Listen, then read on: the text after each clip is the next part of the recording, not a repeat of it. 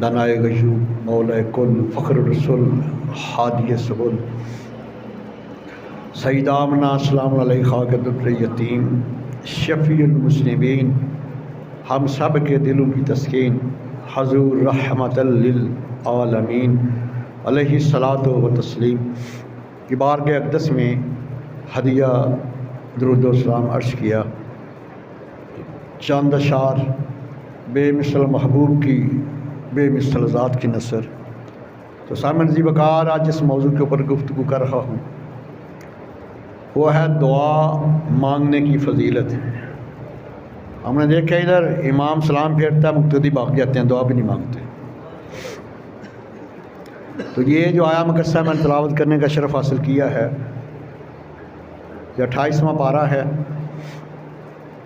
سورہ الحشر کی آیت نمبر 10 کا پہلا حصہ ہے کہ والذین جاؤوا من بعدہم،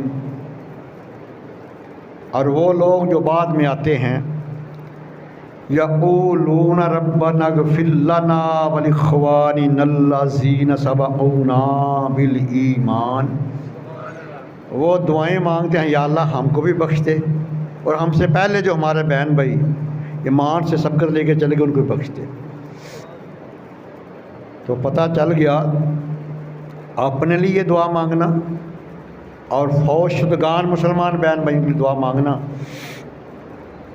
یہ اللہ تعالیٰ کی خوشنودی حاصل کرنے کا ذریعہ ہے، اور یہ میرے اور آپ کے لجپال آقا کی سنت ہے، سرکار کے صحابہ کی سنت ہے، ائمہ اہل بیت کی سنت ہے، اور تمام اولیاء کاملین کی سنت ہے۔ یہی مغز قرآن ہے، یہی روح ایمان ہے، اور اسی میں ہم سب کی بخشش کا سماں ہے۔ اور دوسرا نقطہ یہ ہے کہ دعا زندہ کو بھی پہنچتی ہے، مرنے والے کو بھی پہنچتی ہے۔ تو زندہ کو بھی نفع دیتی ہے، مرنے والے کو بھی۔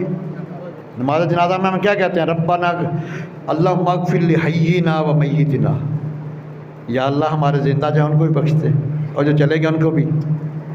تو دعا زندہ کو بھی پہنچتی ہے، مرنے والے کو بھی پہنچتی ہے، زندہ کو بھی نفع دیتی ہے، مرنے والے کو بھی نفع دیتی ہے۔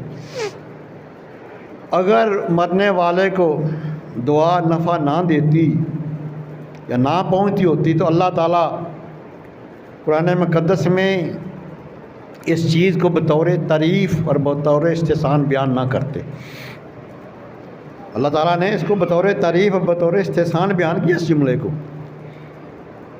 اور جو نہیں مانتا اس کا پھر یہ کہتا ہے معاذ اللہ کہ قرآن مقدس پھر فضول چیزوں کو بطور تعریف اور استحسان بیان کرتا ہے، اس کا یہی عقیدہ ہے نا پھر ظالم کا۔ اور جو یہ عقیدہ رکھتا ہے اس کا ایمان ختم، تو نص قرآن کا منکر ہے، اس کا دین سے کوئی تعلق نہیں۔ بڑے بڑے مفسرین کا اس کے اوپر اجماع ہے۔ علامہ جلال الدین سیوطی رحمہ اللہ شرح صدور صفحہ 127 کے اوپر لکھتے ہیں کہ دعا جو ہے وہ مرنے والے کو پہنچتی بھی ہے، نفع بھی دیتی ہے، اور یہ سب سے بڑی دلیل ہے جو آیا مقصہ میں تلاوت کی ہے۔ آگے یہ آپ نے آیا مقصہ بھی تلاوت لکھی ہوئی ہے۔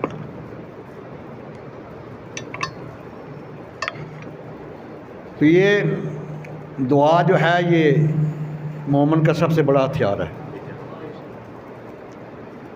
صحیح بخاری کی صحیح حدیث ہے، انس بن مالک راوی ہیں، اور یہ حدیث مقدسہ جامع ترمذی حدیث نمبر 3371 بھی ہے، یعنی 2 کتب میں یہ حدیث مقدسہ موجود ہے، حدیث صحیح ہے۔ اور جو حدیث صحیحہ کو نہیں مانتا وہ گمراہ ہے، فاسق ہے، اور فاسق کی نہ اذان ہے، نہ نماز ہے، نہ اس کی گواہی ہے شریعت میں۔ سنو، انس بن مالک رضی اللہ تعالی عنہ قال قال رسول اللہ صلی اللہ تعالی علیہ وآلہ وسلم الدعاء مخ العبادہ۔ انس بن مالک روایت فرماتے ہیں کہ میرے کریم آقا علیہ السلام نے ارشاد فرمایا کہ جتنی تم عبادت کرتے ہو سب کی روح، سب کا مغز دعا میں ہے، سب کا مغز، سب کی روح دعا میں ہے۔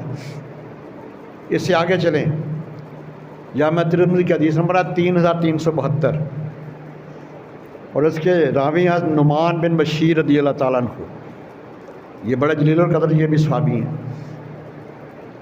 آج کل کسی کے پاس معمولی ہوتا ہے نا، معمولی کوئی چپڑاسی کا یورپین کا، وہ بھی نہیں چھوڑتا۔ یہ کوفہ کے گورنر تھے، یہ کوفہ کے گورنر تھے۔ جب یزید پلید نے امام حسین علیہ السلام کے ساتھ پروگرام بنایا نا بیعت زبردست لینے کا، لڑائی کا، تو انہوں نے اہل بیت کی محبت میں کوفہ کی گورنر کو ٹھکرا دیا تھا۔ وہ عظیم صحابی ہیں، نعمان بن بشیر، یہ راوی ہیں اس حدیث کے۔ ان نعمان بن بشیر رضی اللہ تعالیٰ عنہ قال قال رسول اللہ صلی اللہ تعالیٰ علیہ وآلہ وسلم الدعاء هو العبادہ۔ ہم ہوتا ہے کہ میرے کریم آقا نے فرمایا یہ دعا جو ہے یہ بذات خود بھی عبادت ہے۔ اس کا مطلب ہے کہ زندہ کی عبادت مرنے والوں کو ثواب دیتی ہے، زندہ کی دعا مرنے والوں کو نفع پہنچاتی ہے۔ اللہ اکبر کبیرہ۔ آئیے ذرا شرح صدور کا صفحہ 128 ہے۔ میرے کریم آقا کا اتنا پیارا فرمان ذیشان ہے کہ غلام خوشی سے جھوم جاتے ہیں جب اس سنتے ہیں۔ انس بن مالک راوی ہے اس حدیث کے۔ انس بن مالک رضی اللہ تعالی عنہ قال قال رسول اللہ صلی اللہ علیہ وآلہ وسلم امتی امت المرحومۃ تدخل قبورها بذنوبها وتخرج من قبورها لا ذنوب علیها تمخص عنها باستغفار المؤمنین۔